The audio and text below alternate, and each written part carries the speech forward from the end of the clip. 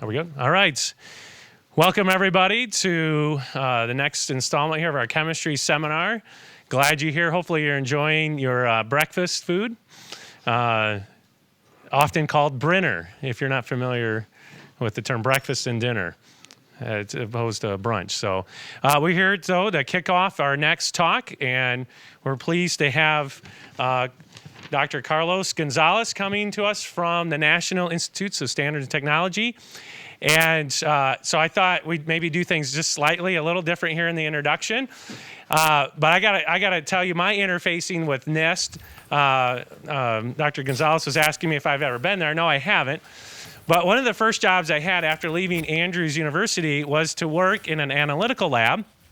And I had the awesome job of calibrating thermometers. And I thought, what? You have to calibrate thermometers? Aren't they? Isn't anything you buy from a store perfectly calibrated and works accurately all of the time? And I found out that was not the case. And so we purchased a really tall thermometer from NIST, and it was probably like 3 foot tall. It had lots of graduations in there, and so a lot of significant digits. And I had to put, we found a way to calibrate it, put everything in the same bath, and I had to compare all of the thermometers throughout the lab with the NIST standard thermometer. What a boring thing. But it was kind of interesting to see that I had to actually create a calibration curve for each thermometer. I didn't even know you could do such a thing like that. And so we had a little conversion factor for each one. And so when I think of NIST, I think of those horrible days. Boring days of calibrating thermometer. No, I was so thankful to have that calibration standard. So we're going to hear more about the awesome things that go on at NIST. But Dr. Gonzalez, maybe you can come over here in front of the camera, and I could ask you a few questions. Because I see you were not born here in the United States. Nope. But one of the first places it looks like that you came was to Kalamazoo, Michigan. What brought you to Kalamazoo, Michigan from your homeland, Venezuela? Because I didn't know better. No, come on. You were a scientist. You thoroughly researched this, and Michigan had to be Well, I came because I was actually at a fellowship from the Venezuelan government to actually do a master's degree, in the States. And we were looking around with places. We thought that Kalamazoo was actually a very nice place to be. And, I had fond memories of that place. Very cold, very, very cold for a Caribbean creature like me, but it's actually very, very nice. Yeah. So I still have friends over there, and it was very, very nice.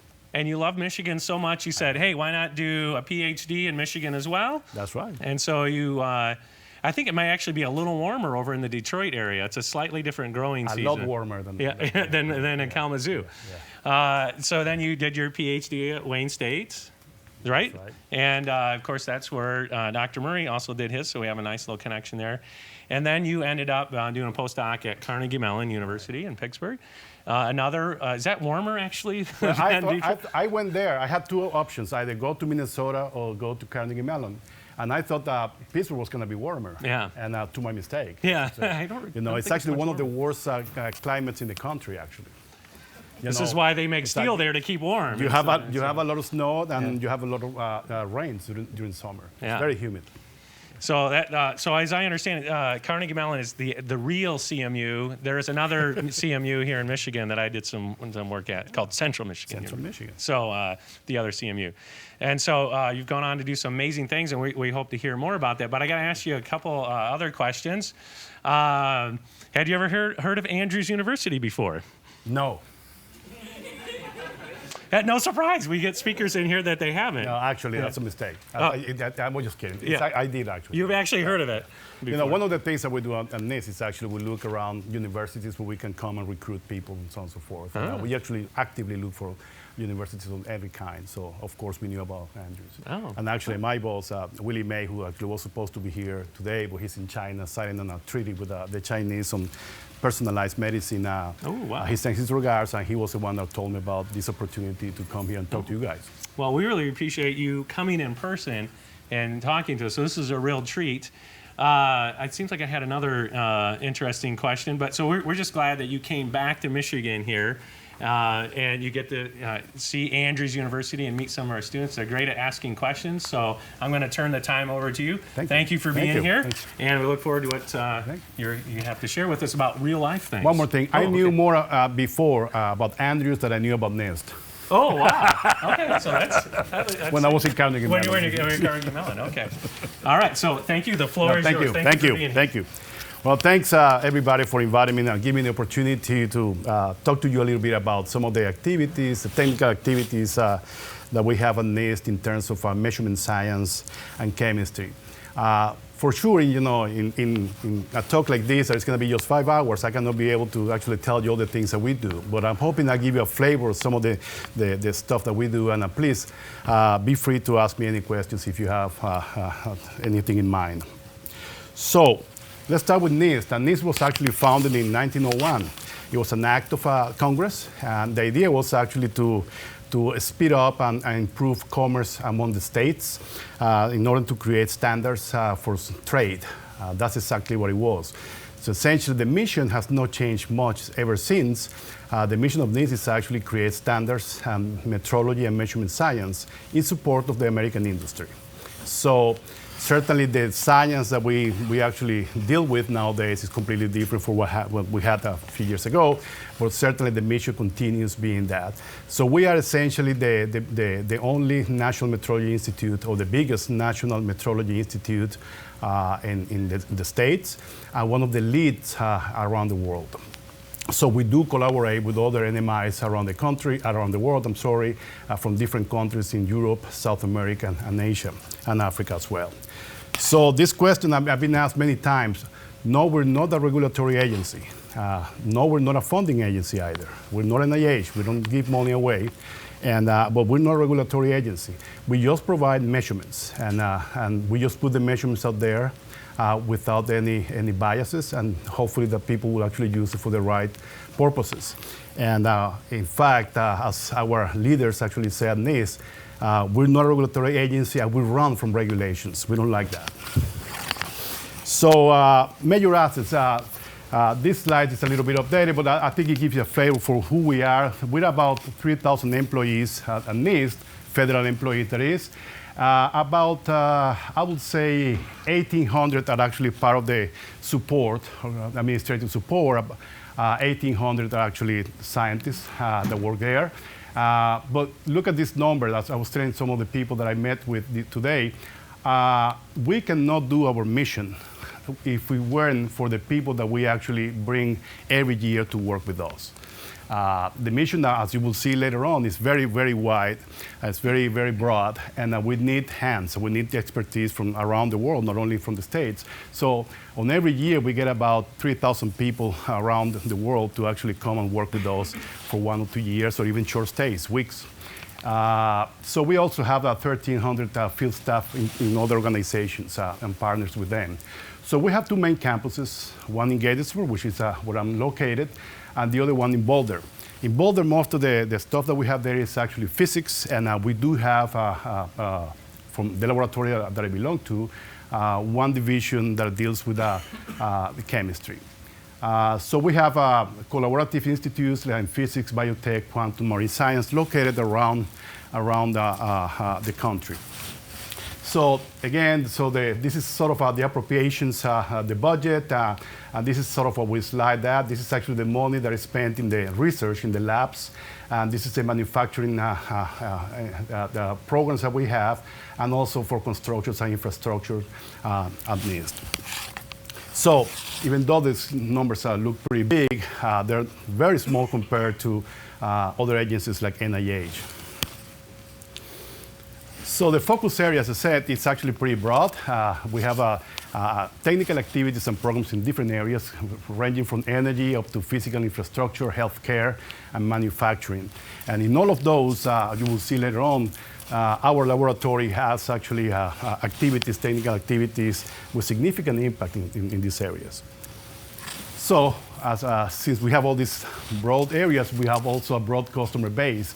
We provide services to the transportation industry, manufacturing, food and nutrition, energy, environmental, constructions, and computer, software, and equipment, and of course, pharmaceuticals. And this list actually increases every year depending on the strategic programs that we get into and some of the things that the government asked us to do to help the nation. So I'm not going to give all I'm going to go through the list, but just give you an idea of some of the outputs from NIST and our products and services. From areas like collaborative research with people, universities, industry, and around the world.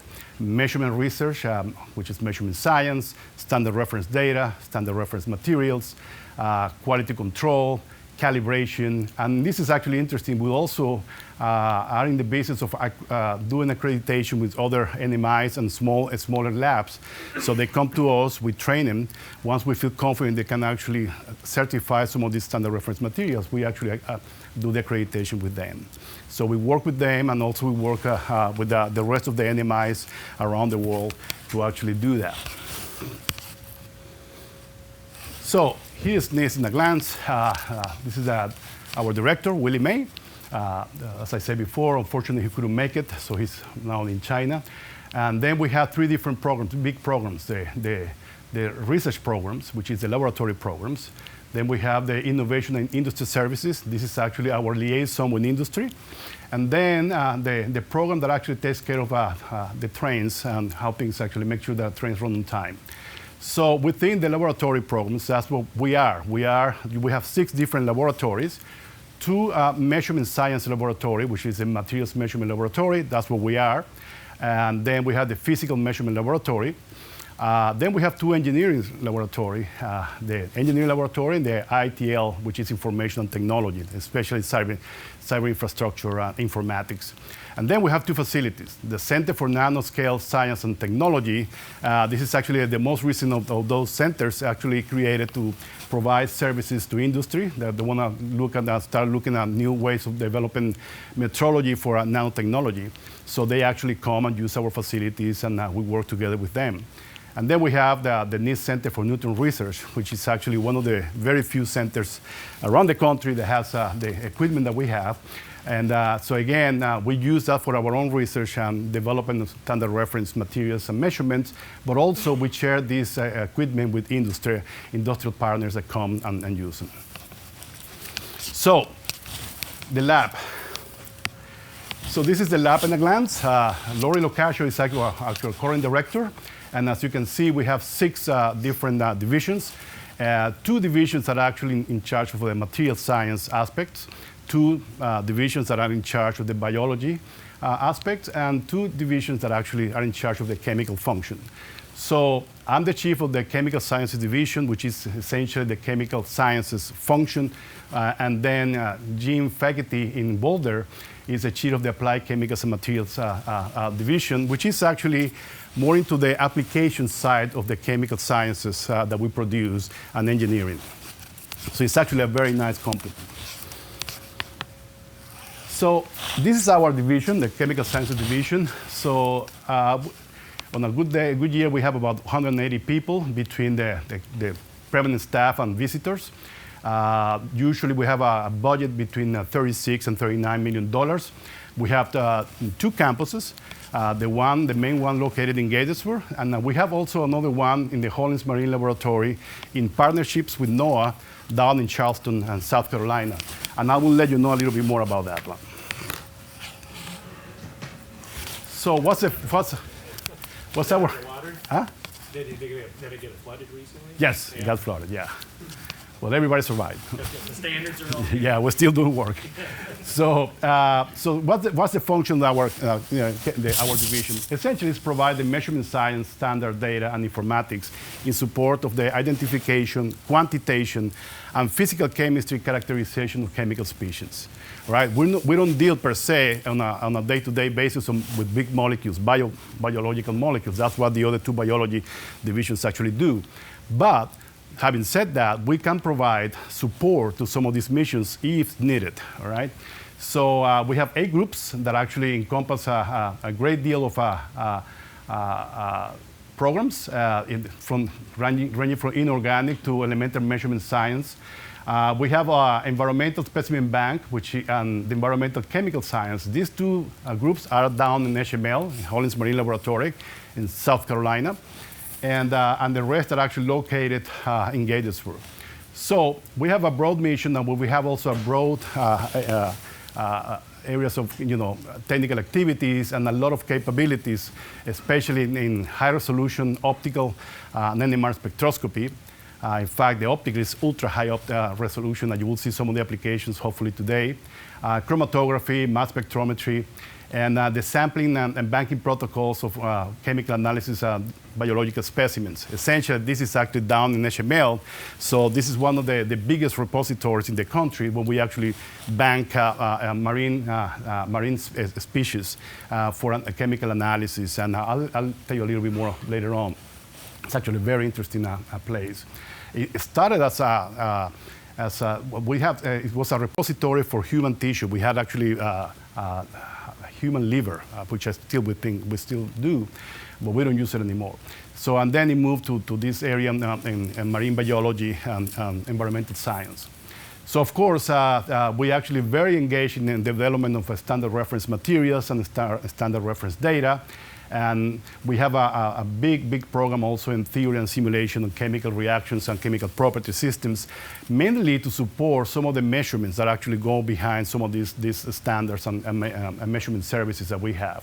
And this is actually something that sounds old, but it's pretty new to us. It's how to integrate the reference materials with the reference data. For years, these two programs have been really running orthogonal and NIST. So we have people that are experts in reference data, people that are experts in reference materials, and then we came to the realization that it would be nice if we can actually provide reference materials with a lot of data together. And not only that, what we did, and I think I will give you an example at the end. But we have to come up with the idea is that reference materials, when we actually provide the reference materials to the customers, then we put the reference data, more reference data on a website. And this website, we can even download data from the customers.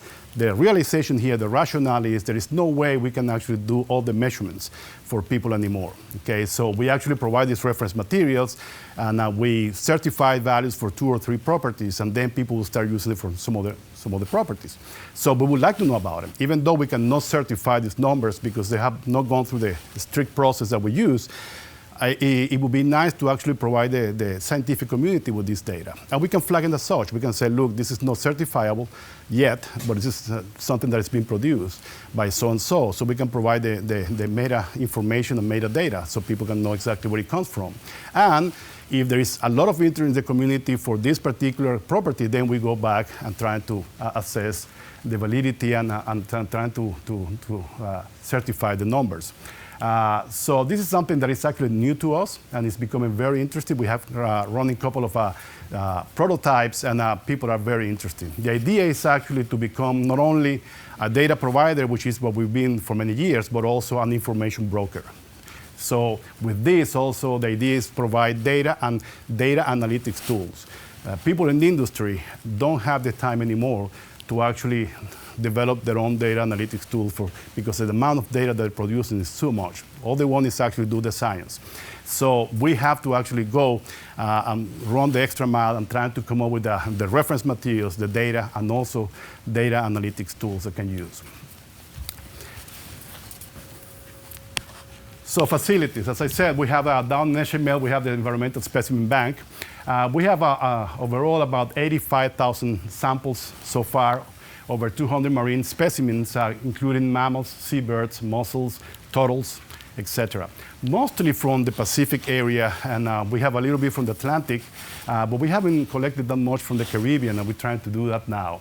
This is actually a very important facility, and we're part of a network. We're trying to become a part of a network, a worldwide network with our partners in Europe, especially Germany, who has an NMI and specimen bank as big as ours. And the idea is actually to hook all these specimen banks through the internet so we can actually share the same information. So once you go, if you're working in Europe and you get into the German site, you can actually know what data we have. And the idea of this sample is to not only provide tissues for people that are going to do the analytical analysis. One of the things that we actually discovered is that people are using this because we've been collecting samples since the 90s. So it's actually to have a timestamp on how the environment is been affecting marine life.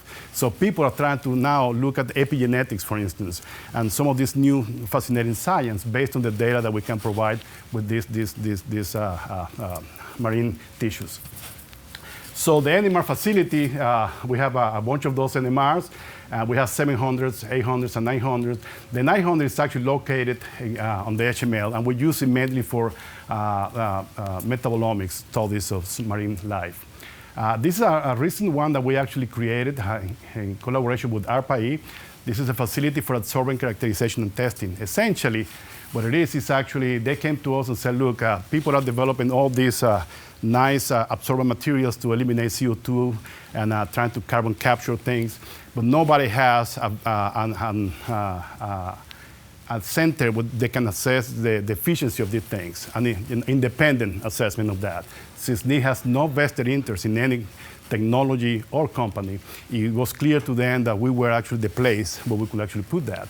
So we actually built this in 1.5 years, and we're already producing a lot of data. Not only we have the metrology, so what we do is that we get the data, the materials from industry and ARPA-E, we test them there, and then we actually provide the data on a database. And the database is being so popular that there is a company that is trying to buy the database from us because it's becoming very, very popular, and this data looks like nobody else has it. So it looks actually interesting. Then, of course, I said we have the neutron activation of elemental analysis, NCNR.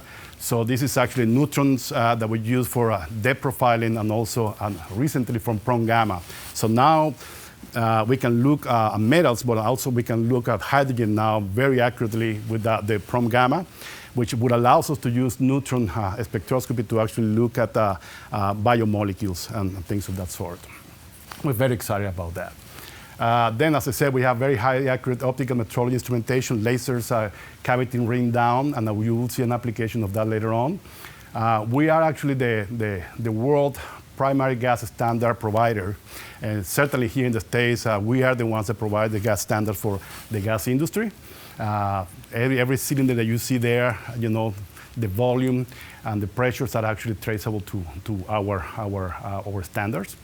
And we have this one. It's actually very interesting. This is actually a chemical and atomic reposition reactors. And this is very interesting because of the fact that industry comes and talks to us about it. Those are very small reactors, but the way Jim Masler, who is in charge of that program, designed these reactors, he works with the engineers in companies so they can scale up what they find in these small reactors into the real world. So it's actually a collaboration with industry day in and day out. So this is actually very interesting. And we're trying to extend this in the areas of catalysis now. And then this is actually very important, the Thermodynamic Research Center. Although it's not in our division, it's in the other division involved that I thought it was important to mention.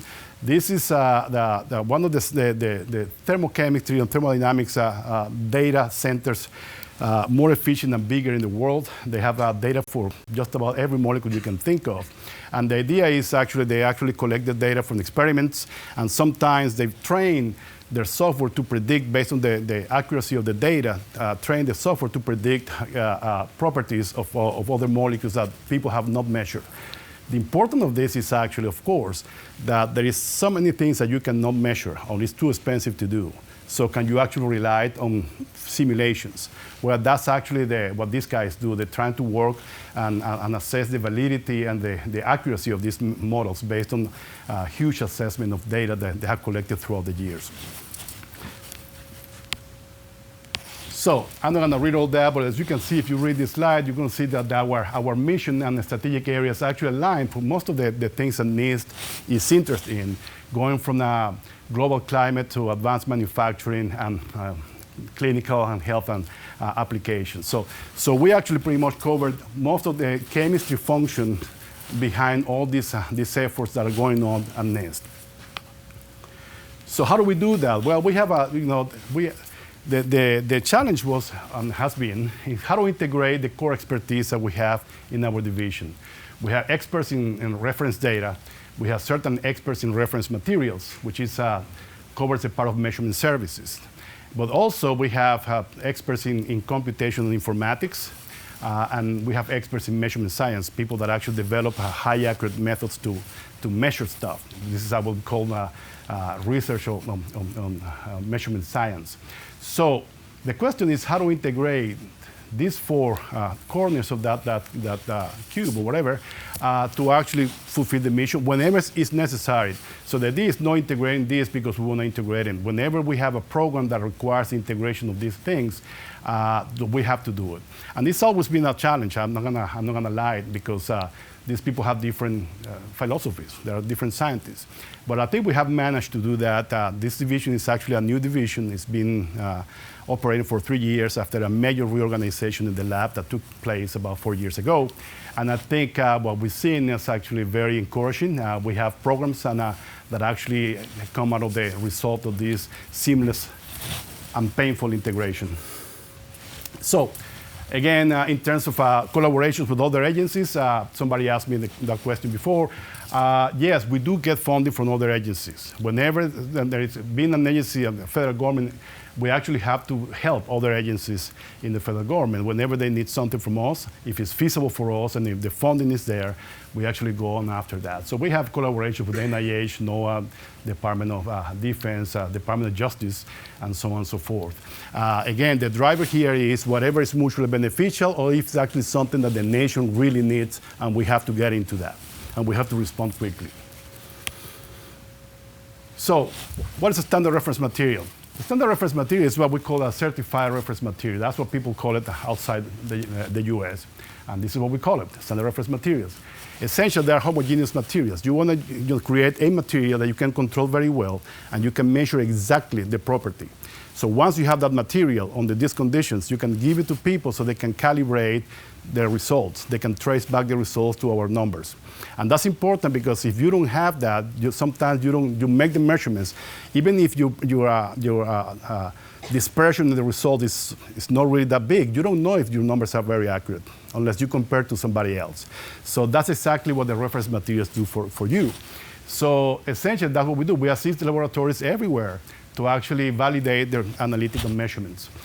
So the way we do this, actually, we certified something that is a standard reference material. If we can actually do this for two independent measurements, what we call high-level methods. So two different measurement methods, you get the results, and they're very good. And the way we know it's very good is because we analyze all the uncertainty budgets of the things, and we can actually trace back the source of all the errors, every single source that we know of, so we can actually do it. If we don't have that, we don't call that a standard reference material. We call it just a reference material. So the values are certifiable if we have these conditions. If not, we call it information values. People use them, but they're not certifiable. All right? So, and of course, sometimes sometimes we can actually even have a measurement, these independent measurements, made at least one of those made from some other of our partners outside NIST. It doesn't have to be happening in our site all the time. So, having said that, so this is the way it looks like for us. I mean, NIST has a portfolio of over 1,300 reference materials, and about 85 to 90% of these reference materials are actually produced and maintained in our division.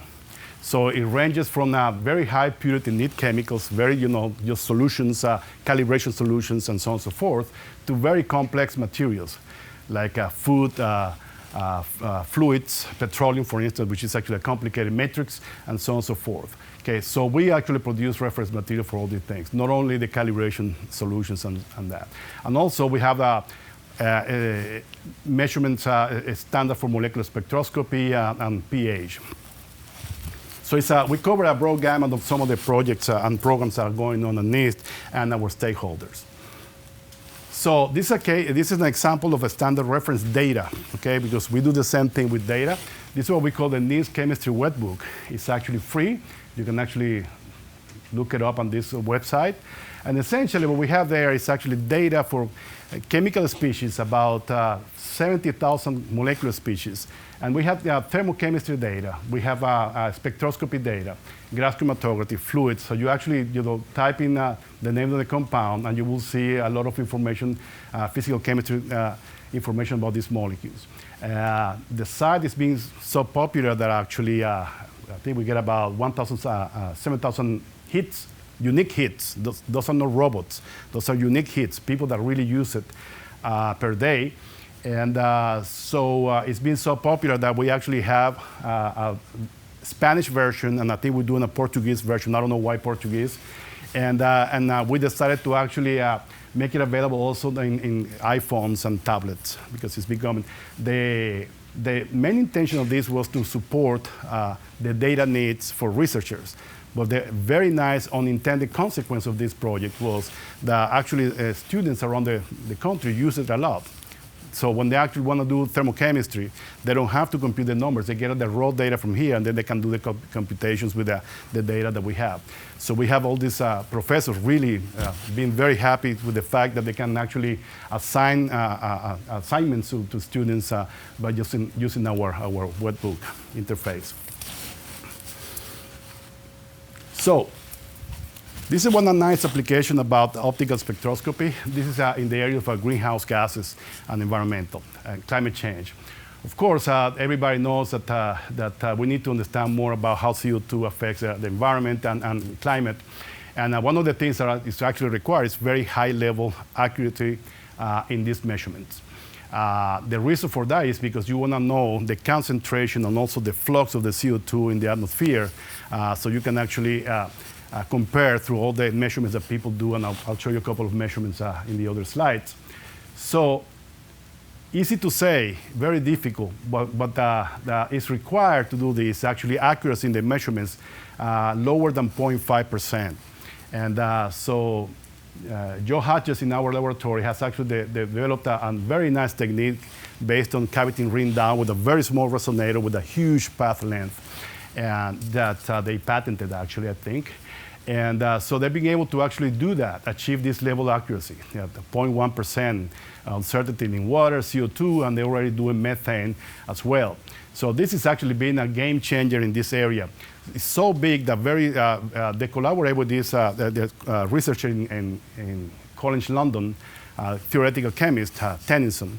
He actually wrote something last week, I think it was, where he says that for the first time he was able to get data from these measurements and trying to correct the theoretical numbers.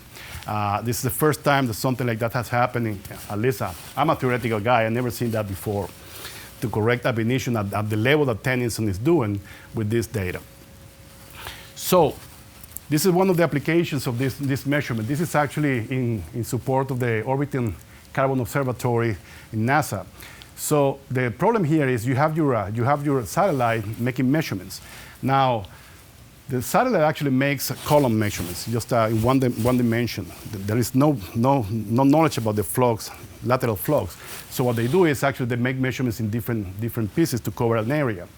Now, the problem with that is actually they don't know the accuracy and the precision of these measurements. They need a standard to do that.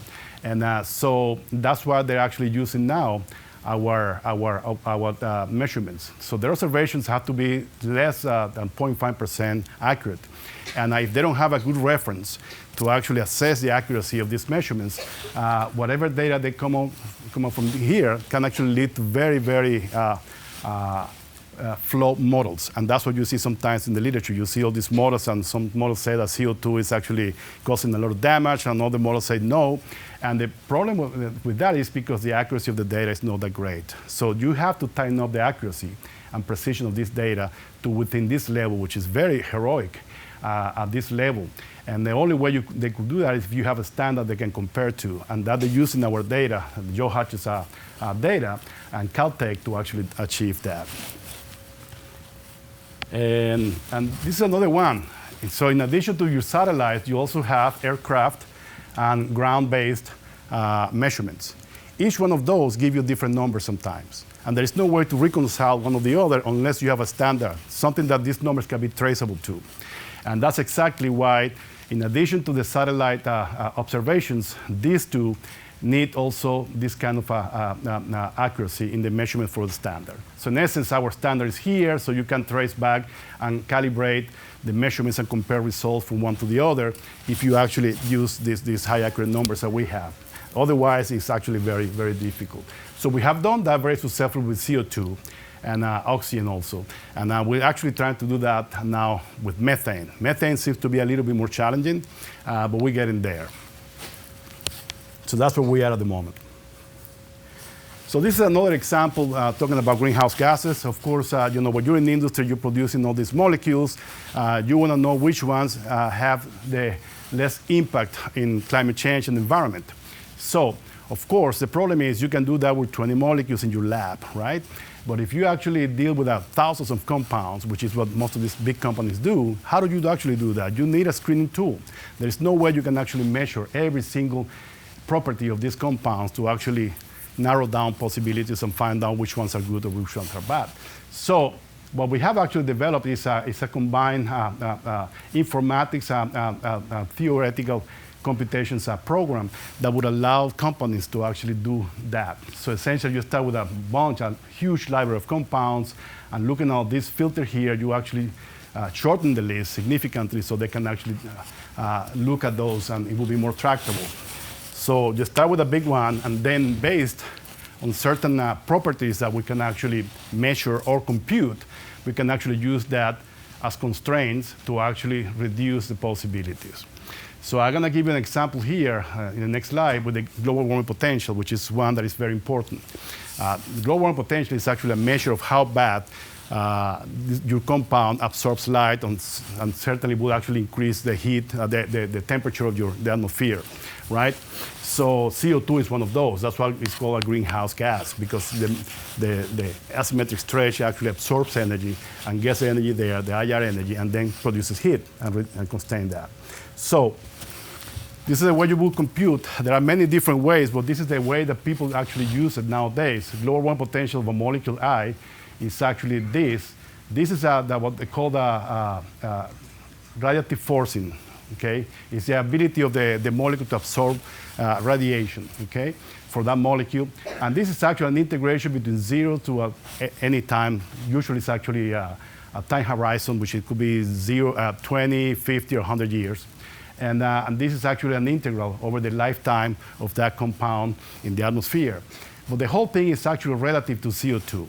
This number is actually well known, highly characterized. And so essentially, if you have a global warming potential that is larger than 1, you say, well, gee, my molecule is even worse than CO2. And we know that CO2 is pretty bad. So what you're looking for is actually molecules that have a global warming potential less than 1, all right, in the time that you're looking at. So the way you actually compute this lifetime for the molecule is actually based on this relationship. The realization here is that we know that the atmosphere, and especially in the stratosphere, we have a lot of OH radicals. So most of these molecules, if they have hydrogens, they're going to react with OH. So what they do then is actually they know exactly the rate constant of the reaction between this compound and OH at this temperature. So by taking the ratios of these things, you can actually, and you know the lifetime of this compound as well. It's actually well known. So you can actually get the lifetime of the compound you're after. So once you have that, you put it there, you integrate, but you're still left with this piece, which is the radiative force. So usually the radiative force is computed based on you have to take a spectrum of the compound, very high purity, and under very, very strict conditions. And sometimes it's easy, sometimes it can take you 6 months, because the purity of the compound is not that great. So if you want to do this for 52,000 molecules, I don't think you can do that in the lab. In fact, we have a group of people that actually measure this stuff in our division, and they can tell you that they could do a handful of those a year. So maybe then the idea is, can we actually come up with an informatics tool that can actually help us compute this thing? And yes, we found out that if we actually use neural networks, we could probably do some of that. If you have some experimental numbers already, you can train some of these neural nets to actually predict the new ones. So initially, I don't want to insult anybody here. I'm not an expert in neural nets. I've been doing this for a few years. But so essentially, neural nets is a network of these so-called neurons, but we actually simulate a neuron. The neuron here is actually a very simplistic approximation to the real thing in the world. To your real neurons, essentially you have an input, right, a stimulus, and that can come from different other neurons that are actually together or close by, and then you sum these inputs, and then you process the inputs for the function, right? And if this input actually is bigger than a certain threshold, then the neuron is activated. And if it's activated, then it will send an output. And this output will be sent to other neurons that are actually close by. And then you go through the process. So the way you do this, it's a very simple, from the computational point of view, it's very simple. What you do is you set up your neurons that actually provide the data, the input data, and then those are the hidden neurons. You can have a lot of those there. I just put 4 for them, but you can have different layers of neurons, and those are the ones that actually get these inputs and then send the outputs. So the way this works is actually you get the inputs here, and you get these layers. You start with certain weights of these inputs here, and then you predict an output. The output is actually compared to the real data, the experimental data, and based on that, you go back and re-optimize the weight and do that until there is a convergence. So it's actually very simple. There are actually a lot of programs that you can actually use out there for free in the open literature. So we decided to see if that actually would be useful for us. And this is just a very simple example of 44 molecules. Neural nets, you really need a lot of data to actually get it very robust. So we just wanted to see if there was a chance that we could do it. So we got 44 different greenhouse gas molecules that we knew companies were actually looking at. And all of them actually, the classes of chemistries are completely different, and which is actually good. You don't want the same family. You want different families. And the indexes we use in the inputs are very simple things. Just start counting CC bonds and CO bonds. And this is the kind of things that you can do by hand on a little computer. There is nothing fancy here, no electron density, nothing, just counting bonds. So this is actually your input. This, and then of course the actual value of the relative forces. So this is a result done by computing. It's a computational result, but this actually requires a computation of the IR spectrum, doing the integration of the spectrum and so on and so forth, which takes a lot of time. As you can see, this is actually a neural net. The RMS, for even this small example, is actually better than the one with this highly accurate computer stuff. And also, the unsigned error is actually comparable, a little bit better. But the interesting thing is actually, even for this small number of data, you have a Q square, which is actually 0.7, that tells you that the method is actually predictable. You know, if you have a point, something that is actually lower than that or bigger than that, you have a problem. So this one is actually pretty predictable, even for those ones. Now, we actually went back and worked with EPA. EPA gave us a list of 12,000 molecules, and we did the same thing. And the RMS was actually even lower. So we know that, in fact, so the idea that what EPA wants is actually provide companies tools like this so they can use to assess themselves, you know, if these molecules are going to be bad or good, because they're going to be regulated sooner or later. And there is no way that EPA can actually do this on their side. So this is another one in terms of environment and impact. This is actually related to the Deepwater Horizon oil spill in the Gulf Coast a few years ago. And the concern here was when that happened, of course, you wanted to assess, first of all, how much of this oil was there, was the oil coming from the well, and what was going to happen with the oil, and so on and so forth. So the problem is when the government started asking, EPA started asking different laboratories to measure the things, they came back and said, well, I don't know if my measurements are good or bad. I can tell you what we think we have, but I don't know because we don't have a reference. So they actually, EPA came and contacted us, and we started working with them, trying to develop methods and standard reference materials that all these labs could actually use to actually come to an agreement or disagreement in their measurements. So what were the measurement issues? Well, you know, usually the way you look at some of these things is actually looking at polyaromatic hydrocarbons. That's the marker for these oils. And especially between the C1 and C3 alkyl. And so most of the time people use GCMS, gas chromatography, coupled with a mass spectrometry. Actually a very good bag because these things that you can evaporate and you can get them. Now the problem was the methodology, because you have a different matrix. The things actually the sediment coming out of the sand, and also from water, and how do you actually sample prep the things. So we actually found out that the extraction and the sample prep was actually a big problem. All these labs were having different ways of doing it, and that really affected especially the GC part of the analysis, and certainly they didn't get into agreement with what they were predicting. So that's why we needed an SRM to validate some of the things and help them come up with a better way of doing the measurements. And that's exactly what we did. So we actually came up, we did the first exercise was in 2010. We actually got marine sediments. I should mention also, we actually did also, the specimen bank collected about 12,000 different species, samples of marine life at the time, on about 1,200 different animals. Okay, and so that was also another metric. So we could actually use this to actually look at the contamination, the effect of the contamination on the oil on these animals. And we still have these things. It's actually pretty funny because it's still, the whole thing is going on under investigation. If you go down to our site, you will see that the freezers, when we have all these samples, are actually with a yellow tape like you see in the movies when there is a crime. So nobody can actually pass there except one person. So not even I can actually touch these things. So anyway, so we came up with the first intercomparison analysis. We actually, based on this analysis, we found the problems and the merits of some of the things that people were doing, and we decided to develop our own SRMs. One SRM was actually on oil. The other ones were actually sediments. And that was the result, and essentially aimed at just polyaromatic hydrocarbons, as I said. So this is one. This is actually was certified for 14 parent and 6 derivatives of polyaromatic hydrocarbons. And we have the different reference value for some others. So again, as I said before, reference values are not certifiable values. Are values that we still don't feel confident with the way we do the measurements, but people can still use them to compare.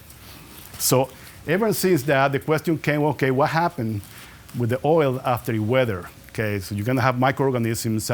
People, I'm pretty sure you heard the story that some of the oil actually disappeared, and nobody knows where it went. Some people think it's actually because they were metabolized by some of these bugs in water. So we decided to come up with another SRM that is actually already out there, where we actually have weather oil. We actually went to the well again, got some of the oil, went to the area around the oil spill, and we got some of the sediment again after a few years, couple of years, and now we have a weather oil standard reference material that can compare. So you can see a time lapse between what happened, during the accident and after the accident.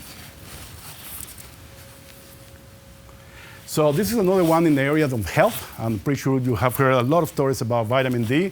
Vitamin D is good, vitamin D is bad. Nobody knows how much vitamin D you have. And that's exactly the problem. I mean, if you look at this has actually been in press since a couple of years ago. I mean, nobody knows, nobody has really confidence in the measurements that the clinical community are actually making on vitamin D. And to the point that even has led people to believe, well, it's really important to have vitamin D in your body or not. Okay, so that's actually been a big issue, and the NIH came to us, the Office of Dietary Supplement came and said, look, you got to help us to actually create standards of measurements so people can actually agree on these things. Well, where do you get vitamin D from?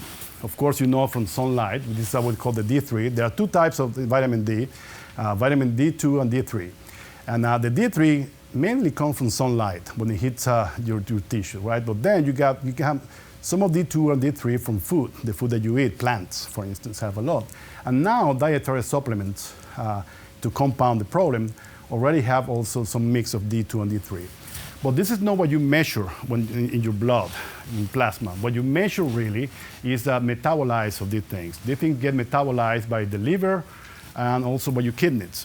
So when they're metabolized by the liver, what you get is what they call the 25-hydroxy-D2 or 25-hydroxy-D3, two metabolites. And these are very good indicators of nutritional values, the vitamin D. And then, of course, the ones metabolized by the kidneys are very interesting because they can use as a biomarker for kidney issues, kidney disease. So essentially, of course, but if I know that this is true, I have to make sure that the measurement that the doctor is doing is correct. Otherwise, it can misdiagnose you and tell you you have a problem when you don't, and give you medications that you don't need. So, again, as I said, you have two forms of vitamin D. And so vitamin D, indeed, is actually been found to regulate calcium, certainly to help in the formation of the bonds, bones. And the deficiency of that, of course, has been related to softening of the bones, which is actually a big problem. So essentially, there is, indeed, I don't think the clinical community has any doubt that a deficiency of vitamin D now is a problem. It is a real problem. The question is, as anything else, what is low? What is low for me? Maybe what is low for me is different from what is low for you, depending on your genes. That's another thing. That's what personalized medicine is actually having a big issue for some of these measurements. But having settled that, you need to start someplace. You need to have a standard to understand that your measurements are correct or not. And that's exactly what we're trying to do. We're trying to look at that time to develop standards, not only reference materials, but also measurement standards to actually come up with accurate numbers for these metabolites. And of course, so how do you do that? Well, you can do that with immunoassays. But these immunoassays are very, very unreliable sometimes for some of these species, especially for the epi one. Liquid chromatography, of course, and LC mass spectrometry. This seems to be the gold standard. And people have used that, but the results didn't quite agree. And we didn't know why. So we started producing these reference materials for calibration. This is actually just no matrix. This is just a neat solution to calibrate your equipment. And then we have this metabolized in frozen human serum. That's actually a real matrix, right? And we have also a quality assurance program that will measure how accurate your numbers were. And we did a bunch of intercomparison studies with many different labs around the country. And what we found was actually interesting. Again, as in the case of the oil spill, the sample prep was very important. Everybody was using a different sample prep procedure, and that actually affected the LCMS numbers. If you think the GCMS is actually very unreliable or very depending on the sample prep, LCMS is even worse. So that's why they were using even the same equipment, and they didn't have the same results. So we have to come up, once we have the standards, we were able to actually look into the problem and tell people how to do it. So we actually came up with a reference measurement procedure that was actually submitted to the Joint Committee for Traceability in laboratory medicine. Laboratory medicine. So this is a community, this worldwide community that is in charge of helping clinicians do measurements in the right way. So that actually adopted this procedure that we actually proposed, and they're using these standards to actually calibrate their results. So after that, we have seen an increase in the number of reference materials that we have actually been able to sell. It's good for us because we get in the money, but I think what is more interesting is actually the fact that people are actually buying them means that they are really aware of the problem and that they're trying to do better measurements, which is important. So the last one I'm going to talk to you is about metabolomics. And again, this is something that is very brand new. So we started the metabolomics program many years ago down in HML. And the idea was to look at the health of fish. One of the things that we do is actually we feed fish with certain things, nutrients, and then we look at the metabolic pathway and see how nutrition affects this fish.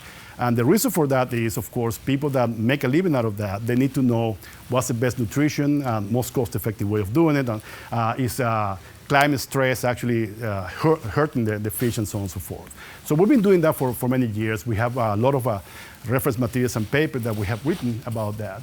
But then it occurred to me that metabolomics is metabolomics. And one of the areas where we really need to actually help the community is in the clinical world. In the clinical world, it's important. Again, pretty sure you have heard about proteomics, but you have heard also metabolites. Metabolites are smaller molecules, right? And they're markers for many different diseases and conditions in your body. But the question that you have to ask yourself is, Is it really the identity of the metabolite, or is it the quantity of the metabolite that is important? And the answer is both. And not only that, it's not only the quantity, not only the absolute quantity, it's actually how this changes in your body. You know, it's the change in the concentration of these metabolites that tell the doctor really what you have. You can have a high level of creatinine, but you know your genes can take it, right? But the level actually increases a lot, then you might actually have a problem. Whereas if I have actually that level of creatinine, I might have a problem. So this is the thing with personalized medicine that I think is going to be important. You know, people need to, you're going to see your Apple Watch is actually measuring some of the things. So the doctor can have a temporal view of what's going on with your metabolites and your markers. So, but you have to start somewhere. So do we have good measurements from these metabolites? The answer is yes or no. You look around on Google, you're going to see a lot of databases with thousands and thousands of entries for metabolites. Identity, right? But no quantity. The quantitation is actually been a real problem. And not only that, even the quality of the identification sometimes is not really that good, because people have not looked at the quality control on these things. And this is what this exercise is supposed to do. It's supposed to actually provide reference materials, again, characterized under strict conditions, so people can actually go back and train their staff to actually do the measurements, and provide the measurements to us so we can actually put it out there as a repository so people can use it and compare, you know, and also to have a temporal stamp so we can actually see how the things change. So when doctors can actually look at how things changes, they can start relating that with diseases and conditions in your body. So now, this requires a lot of things I've been talking about. One is actually, of course, the reference materials, but also the interaction with the reference materials and data that I was talking about. So this QMed comprises all that. It's the reference materials and data, but we provide the data, but we also have data analytics tools that people can use to actually do that. So in essence, it's a data clearinghouse. And the idea is that in the future, what you would like to see is workflows like this that people can actually use in a network in the healthcare industry, so they can actually look at that very quickly. And it should be in such a way that the doctor should even bother about analyzing this, because the doctors are not going to get into these websites and look at this analyzed. What the doctors want to know is what metabolites are changing and how they're changing. And the other thing that is important is, most of the time, doctors actually look for 100 metabolites, because those are the ones they know. How about if there are diseases there that the markers are related to something that people haven't seen yet? So emerging metabolites and contaminants. Well, this actually can help, because you're going to have the data there to assess. So this is an example of some of the things that you can do with that. This is actually a prototype that we put together, and it's not ready for the public yet, but I'm hoping by mid-year next year we'll actually get it. So in essence, this is actually an LCMS chromatogram for urine, okay, which is one of the ones we're looking at.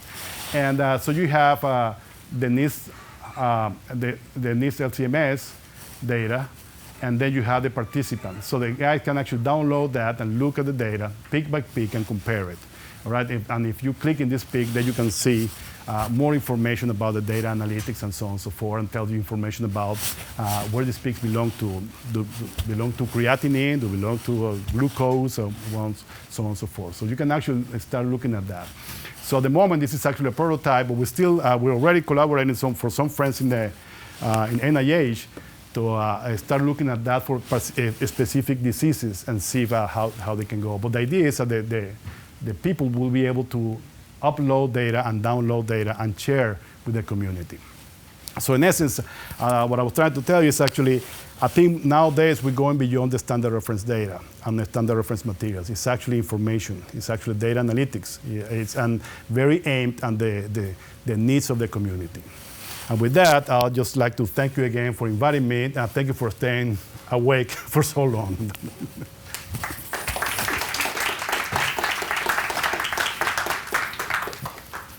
Okay, so questions. Remember to say your name before you ask your question. Okay, we got one over there, Dr. Hayes. I'm going to back out here.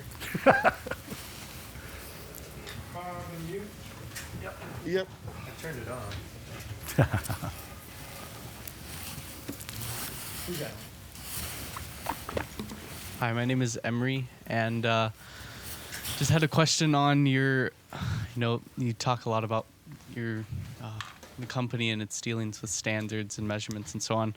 Just your personal thoughts on the usage of the metric system and how, I guess, I don't know where where NIST stands in relation to empirical versus metric, in society at large. But Well, right. I was just curious. So, I mean, the official position is we have to use a metric system. In fact, we use it on NIST. Okay, there is not a single document that is actually produced on NIST that doesn't have that. Okay.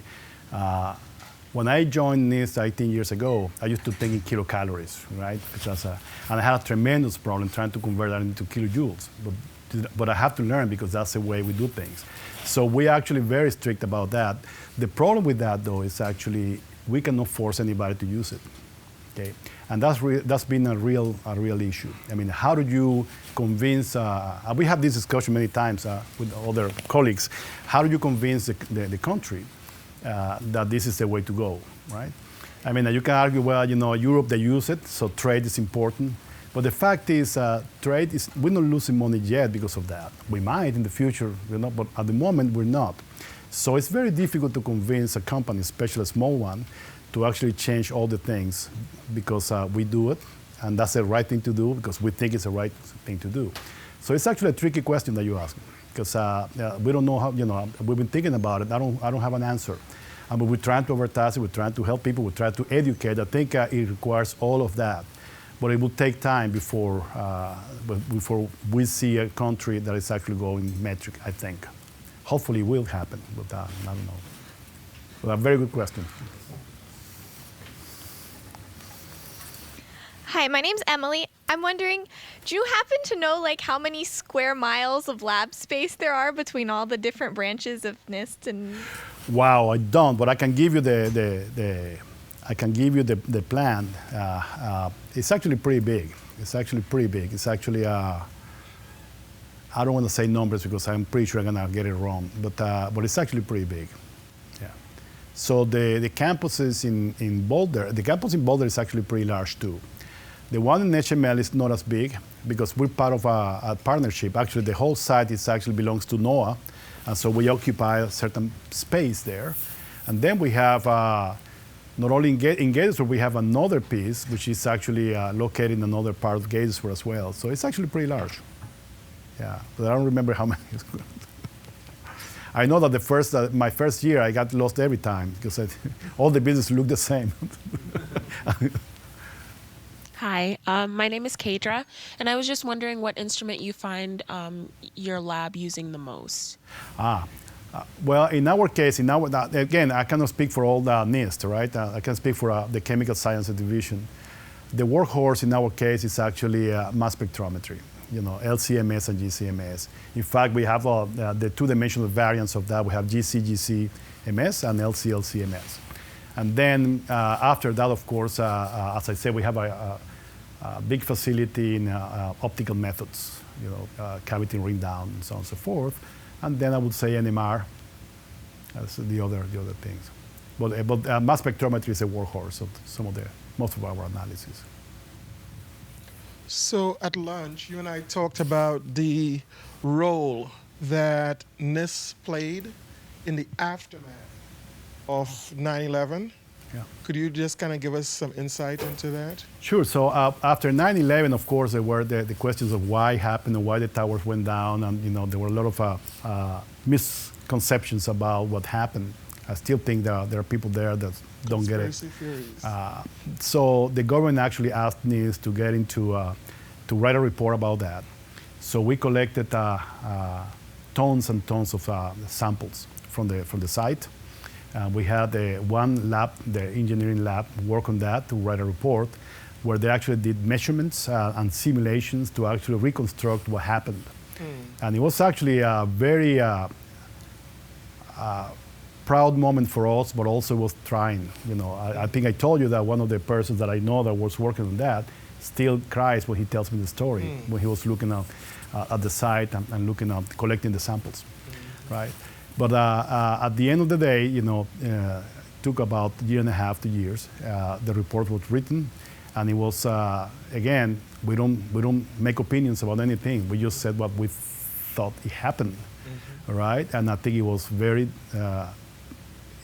good. You know, everybody understood what happened. There were things that were actually, well, we discovered that were not out there in terms of the infrastructure of the towers, why they actually, you know, couldn't stand the weight and the heat, and so on and so forth.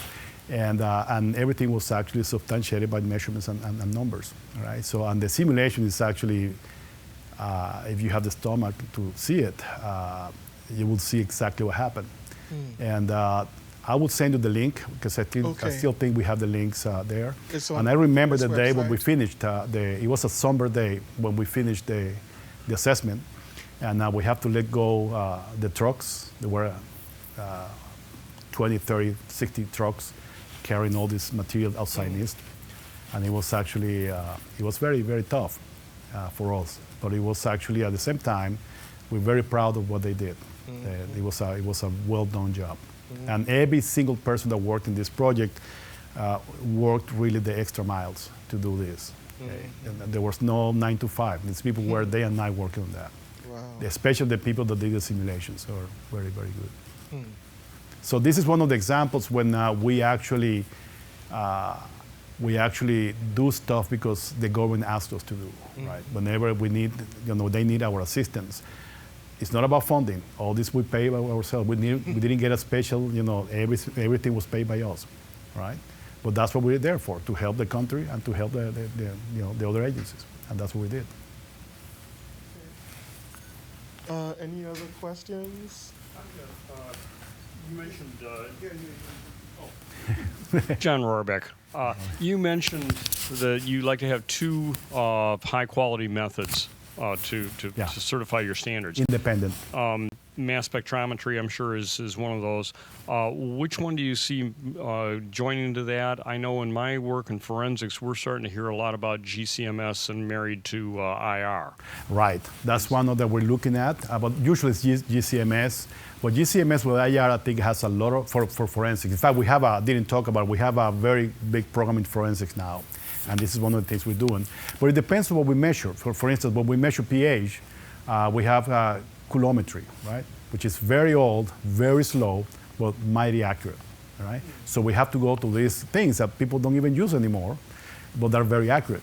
So it depends on the application. But yeah, I would say that probably mass spectrometry is actually the workhorse. Now, in terms of forensics, we're putting a lot of efforts in quantitative NMR as well. We found out that QNMR is actually a good tool because it's not, it doesn't distort the sample. With LCMS, you have problems. So I think you combine both, you might get. But the GCMS IR is something that we're actually working on at the moment. We haven't used it as a primary method yet, but I'm pretty sure we will. All right, it sounds like we are good here. So we want to thank you very much for coming Thank you for inviting all me. the way. Thank you very much. Thank you. Thank you. Thank you very much. Thank you. And congratulations on your diamond and gold anniversary.